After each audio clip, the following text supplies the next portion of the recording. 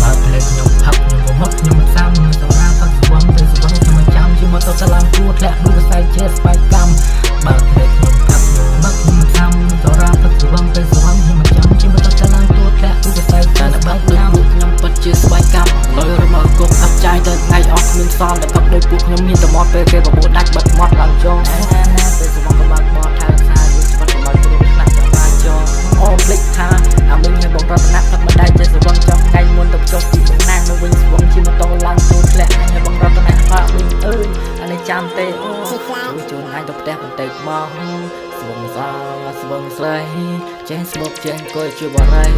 ចាត់លើតោអស់មុខអស់មាត់ក៏មិនតែមិនអីស្អែកឡើងខ្ញុំទៅផឹកតជាមួយស្រីខ្វះអីស្រាឲ្យតែយើងមានមួយយើងទៅថាព្រឹកជុំថ្ងៃជុំនឹងនាជុំ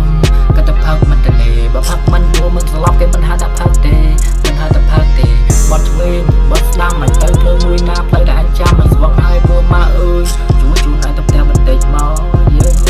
ដល់លេងបាយស្លុយជារៀងរឿងនឹងខ្ញុំដុំចាំថ្មី2016